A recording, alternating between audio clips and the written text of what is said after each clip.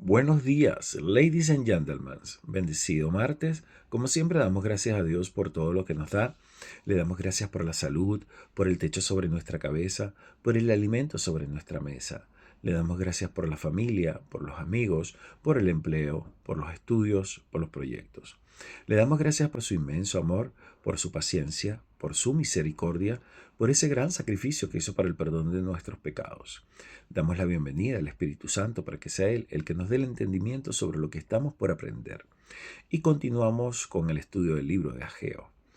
El libro de Ageo se compone de 2 capítulos breves, pero densamente estructurados, con una progresión teológica clara y deliberada. La exégesis capítulo por capítulo revela cómo Jehová confronta, exhorta y restaura a su pueblo mediante una palabra directa, históricamente situada y espiritualmente incisiva. En el capítulo 1 tenemos el llamado a considerar los caminos, y obedecer sin demora. En el capítulo 1 se abre con una introducción cronológica precisa que establece la autoridad divina del mensaje. Nos dice, capítulo 1, versículo 1, vino palabra de Jehová por medio del profeta Ageo.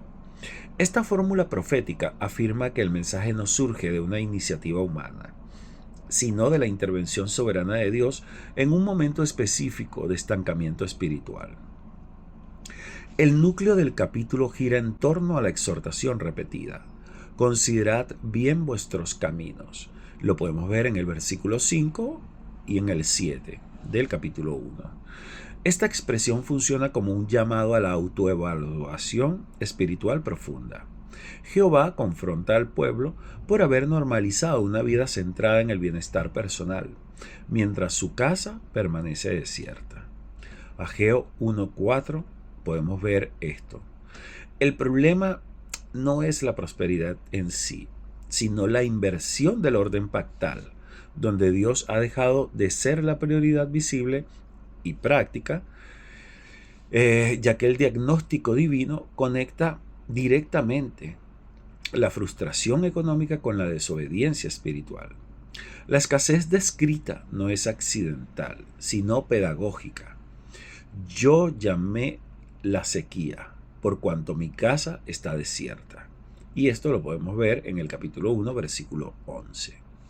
El texto afirma que Dios gobierna activamente las circunstancias para despertar la conciencia espiritual de su pueblo. La respuesta del pueblo marca un punto decisivo. Zorobabel, Josué y el remanente obedecen la voz de Jehová, como lo podemos ver en el capítulo 1, versículo 12. Esta obediencia no es perfecta ni espectacular, pero es inmediata y sincera. La promesa pastoral que sigue, yo estoy con vosotros, en el versículo 13, confirma que la presencia divina es restaurada cuando el pueblo responde con fe obediente. El capítulo concluye con la reactivación concreta de la obra del templo. Ageo 1, 14 y 15, ahí podemos ver esta reactivación de la obra del templo, mostrando que la obediencia genuina produce acción visible. En el capítulo 2 vemos la santidad, promesa y esperanza futura. Ageo 2 desarrolla el mensaje profético en cuanto a profecías fechadas, cada una ampliando el significado de la obediencia iniciada.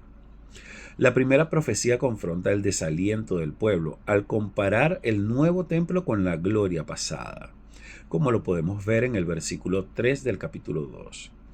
Jehová no niega la inferioridad externa del edificio, pero redefine el criterio del valor al afirmar su presencia activa.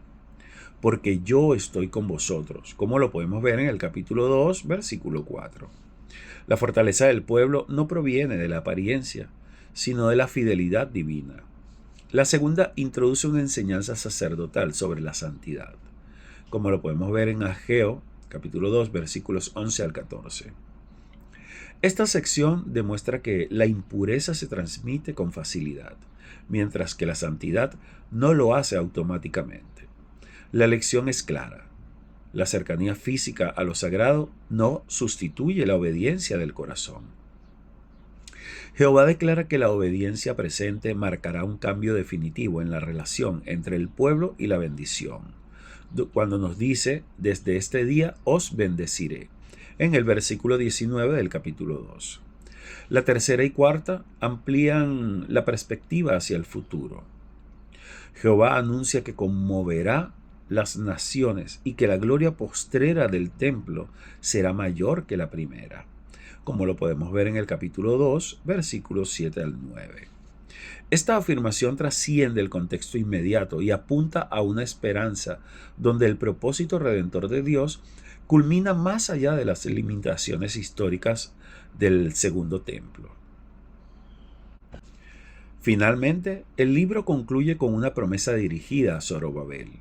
Lo podemos ver en el capítulo 2, versículo 23, presentándolo como anillo de sellar. Esta imagen no exalta al líder en sí, sino que señala la continuidad del propósito davídico bajo la soberanía de Jehová. El cierre del libro afirma que, aunque el pueblo es pequeño y sus recursos limitados, el plan de Dios avanza con firmeza y fidelidad. En conjunto, la exégesis capítulo por capítulo de Ageo revela un mensaje coherente que es la obediencia inmediata, restaura la presencia de Dios, reordena la vida del pueblo y abre el horizonte de la esperanza futura. El libro enseña que Dios obra poderosamente cuando su pueblo responde, hoy, aun cuando el cumplimiento pleno de sus promesas trasciende el presente histórico. Y por honor al tiempo dejamos esta enseñanza hasta acá. Mañana veremos las conexiones intertextuales y la teología del libro de Ageo. Mil bendiciones.